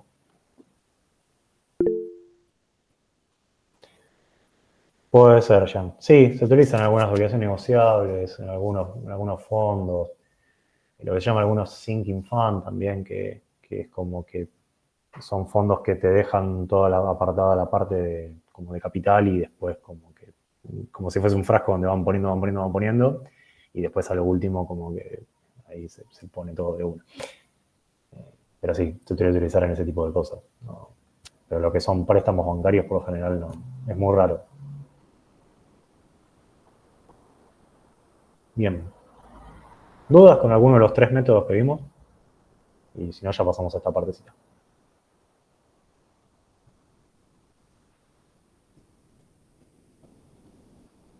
¿No? ¿Ni? No. Bien. Bien. Entonces, bueno, todo esto que nosotros vamos a calcular aparte de bueno, cuánto va a ser la cuota que tiene que devolver, cuánto va a ser la parte de capital, cuánto va a ser la parte de interés. Esto nos va a terminar impactando en el flujo de fondos, que ¿se acuerdan que en la clase pasada un poco eso lo estuvimos ahí charlando ahí con Maxi? Pero bueno, esto nosotros lo vamos a tener que de cierta manera reflejar dentro del flujo de fondos que vamos a hacer analizado, ¿no? Entonces, la idea sería poder saber esto, ¿no? ¿Dónde lo metemos, ¿no? Si es un ingreso, si es un egreso, si es un gasto no desembolsable, si es un ingreso no afecto impuestos, si es un egreso no afecto impuestos, o si es un ajuste de NCD o un ajuste de gasto no desembolsable. ¿Qué opinan? La parte de capital y la parte de interés de un préstamo. Lo vayamos haciendo por descarte, si quieren. ¿Puede ser un ingreso? Para El nosotros. interés es un ingreso. Son los dos ingresos, creo. Bien, Lucas. Eso ya de por sí nos da la pauta de que un ingreso no son. Porque es algo que nosotros lo vamos a tener que erogar. O sea, va a ser flujo de caja que va a salir todos los años para pagar la cuota del préstamo que nosotros pedimos. Y bueno, y por lo que dijeron antes, el interés va a ser afecto a impuestos. Excelente, Joaco. Excelente. Porque eso justamente, gastos no desembolsables en realidad, bueno, seguramente el interés va a ser seguramente egreso afecto a impuestos, ahora lo vamos a ver, pero un poco para acompañar la animación del MIT. Un gasto no desembolsable no va a ser porque yo voy a tener que desembolsar plata para poder pagar eso. O sea, no va a ser algo que lo voy a tener que ajustar y demás. O sea, me va a implicar un flujo, un egreso de dinero. O sea, va a ser algo que va a tener que salir. O sea. Entonces, va a ser como gastos no desembolsables y el ajuste están completamente descartados. Y como bien decías recién vos, Joaco, la parte del interés lo vamos a unir con un egreso afecto a impuestos, mientras que la parte del capital, o sea, de lo que voy a estar, de cierta manera, pagando por esa guita que pedí, del capital solamente, va como no afecto a impuestos por una cuestión justamente que acá yo esto lo puedo deducir de ganancias. O sea, lo que es la parte de capital no la puedo deducir de ganancias, por lo tanto va como un egreso no afecto a impuestos. Por eso va en esta otra partecita, aparte del flujo. Tiene que ver más que nada por eso. Por eso le decía que en esto que planteaba Mati está bueno también a veces hacer las dos cosas y ver con cuál me da, por más que pague mayor cantidad de interés al principio, y por ahí me conviene pagar eso y pagar menos de capital que no lo puedo conseguir ganancia. Pero bueno, tiene que ver un poquito con eso. ¿Se toma como una inversión lo del capital? El préstamo, sí, Lucas. Sí, el préstamo va como un egreso, perdón, como un ingreso, no afecta impuestos. O sea, no pago impuestos por eso que estoy ingresando. Pero sí. Porque ya después los impuestos lo que termina pagando cada cuota con la parte del interés, ¿no? O sea, entonces por eso. Es como guita que ingresa limpia para el proyecto. ¿Esperen qué? Una pregunta. Sí. A mí me mareó un poco por el tema de, o sea, por qué era mejor a veces pagar intereses altos al principio, y es porque están afectados a impuestos, te comes los impuestos de entrada y después ya no. Claro, a veces, a ver, no, por ahí no al principio, pero a veces pasa que si vos por ahí el primer año IS te da un flujo que es negativo, que generalmente suele pasar, o muy cerca de no darte positivo, en el año 1 lo que suele pasar es que decís, bueno, por ahí me conviene pagar mayor interés al principio, porque es eso después cuando yo lo tenga que descontar, lo voy a poder descontar de ganancia. Entonces me va a quedar una utilidad neta mayor, si se quiere. Entonces lo voy a poder en cierta manera como compensar por ese lado, si lo puedo llegar a deducir. La realidad es que depende, o sea, no es siempre una fórmula, una receta que si la aplicas siempre te va a dar siempre lo mismo.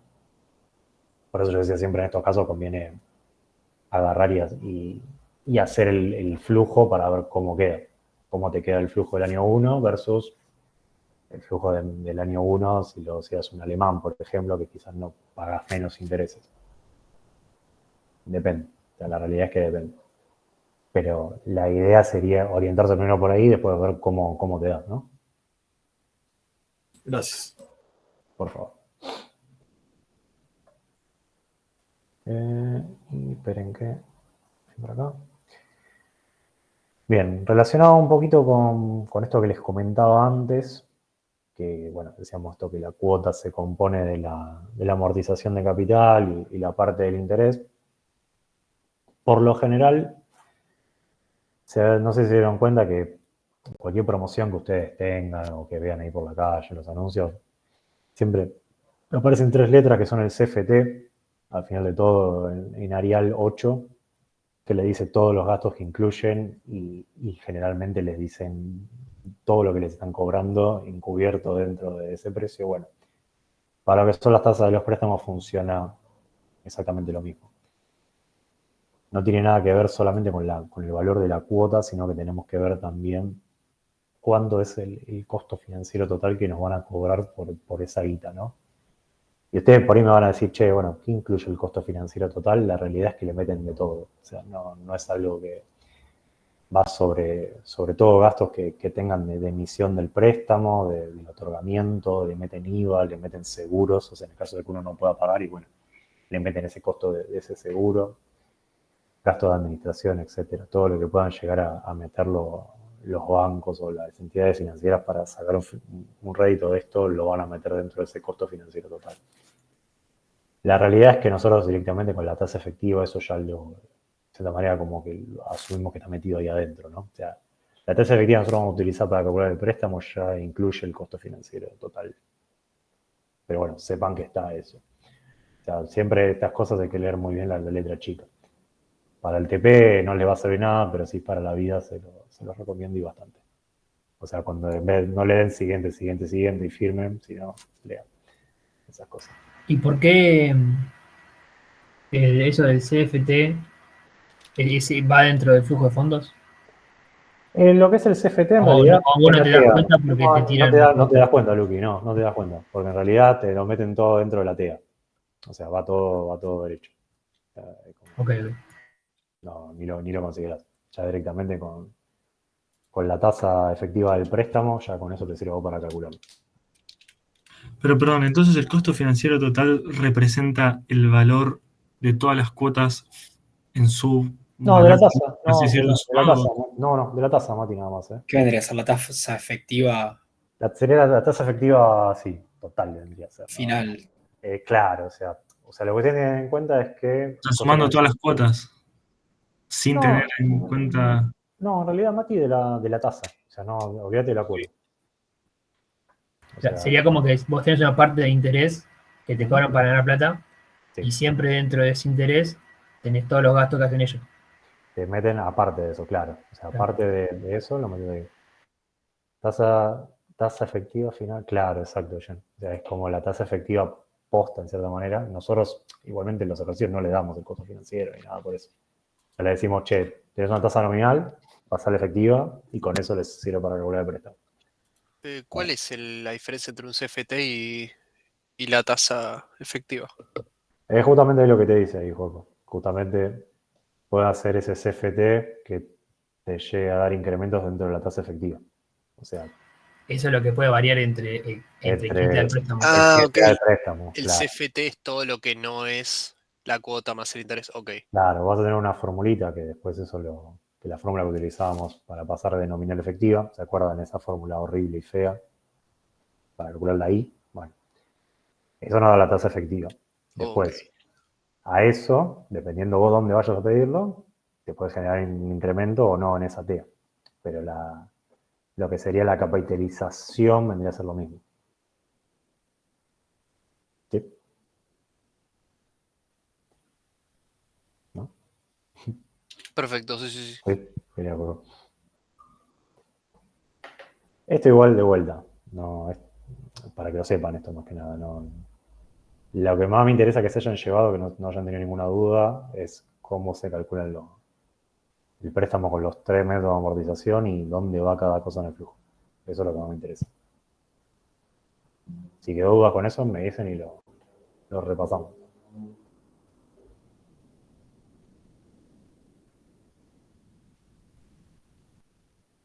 Bien.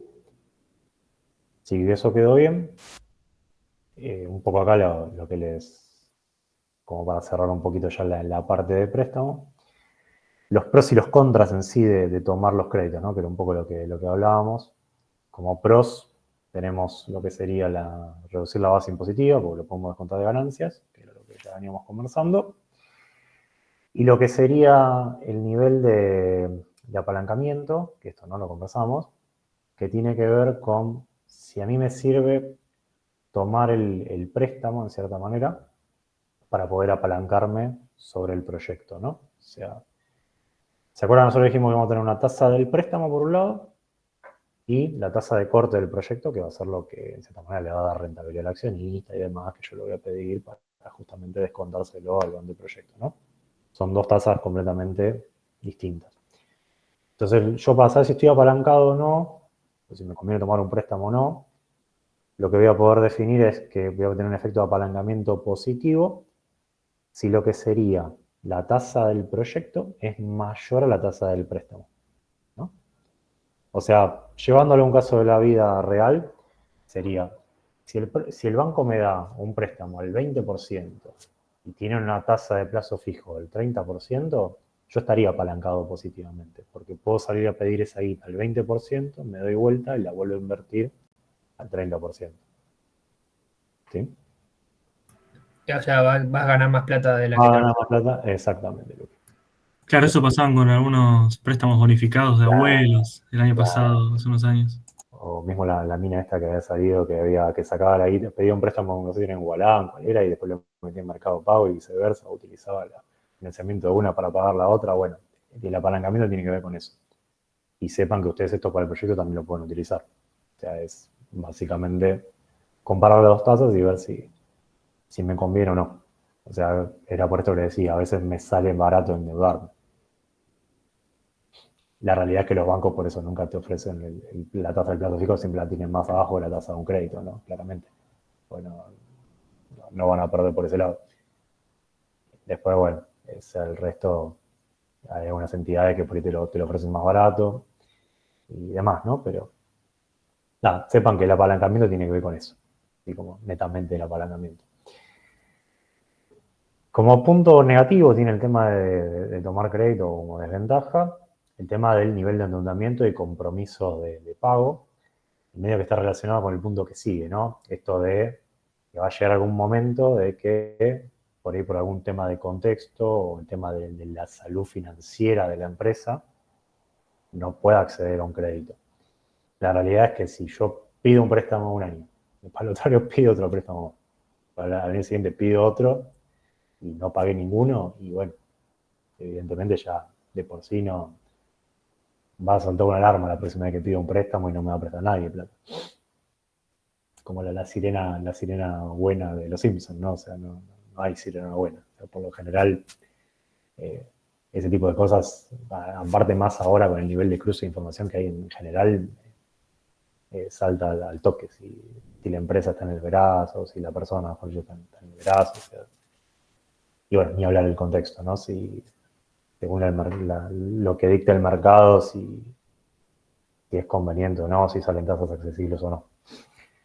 Y bueno, lo que sería la ventaja o desventaja del efecto sobre el cash flow, ¿no? Esto que hablábamos de tener una inyección de guita fresca al inicio del proyecto, en el momento inicial, quizás haga que el proyecto a priori parezca rentable. La realidad es que tendrían que ver eso los flujos de caja año a año, ¿no? O sea, de que por ahí dicen, che, mirá, los primeros años me da positivo, pero tiene que ver quizás con la guita que metí al principio que me vino del préstamo, ¿no? Después, si no se financia solo el proyecto y no genera rentabilidad, y bueno, los primeros años van a ser buenos y el resto no va a ser completamente negativo, ¿no? Tiene que ver con eso, la guita que entra y que sale. Bien. O sea que eso último tiene que ver con el feedback de información que te da el flujo de caja. Exactamente, Luqui. Exactamente. Perdón si no te gusta te digo Luqui, ¿no? Te digo Lucas, pero... No, está bien, está perfecto. Sí, pero tiene que ver con eso. O sea, por ahí te va a aparecer que en el C0, porque obtuviste un préstamo para cubrir toda la inversión inicial o un poco más, te da positivo, y después, o sea, si el proyecto no es rentable, vas a ver que tener un año positivo un C0, y después C1, C2, C3, y C4 y C5 van a ser todo negativo. O sea, es como que no depende mucho de... Por ahí te da como si me decís, che, analizo el momento inicial o el momento, el C0 y el C1, che, esto está re bien. O sea, pero después si seguís mirando el resto, como que... Ok. Bueno, como diría el buen Ramón, ya con esto terminaríamos ya la clase de hoy.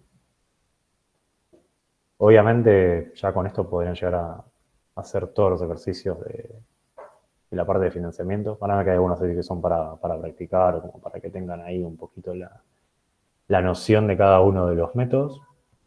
Y después lo que le va a quedar era un poco lo que comentaba al principio. Hay dos temas que nos van a quedar bien, que son WACC y capital de trabajo, que eso lo vamos a estar atacando seguramente después de la presentación del hobby, casi seguro.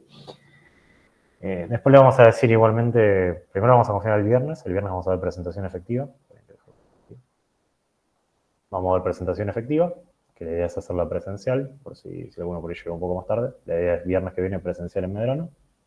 Ya cuando nos confirmen ahora se la vamos a pasar. El martes seguramente vamos a hacer algún check del TP, como para ahí dar esa posibilidad y vemos a ver si metemos algo más. No creo, vamos a mantener seguramente un poquito más de TP. Y lo que es el viernes y el martes, de las ya otras clases, vamos seguramente a dar posibilidad de presentar el hobby. O vamos a ver si hacemos los dos viernes, quizás para que no sea tan tedioso ir un martes a Medrano. La idea ya le vamos a confirmar igualmente, pero la idea va a ser el cálculo ese. Y si vamos los dos viernes, seguramente el martes el otro metamos algún ejercicio, quizás como para ir practicando.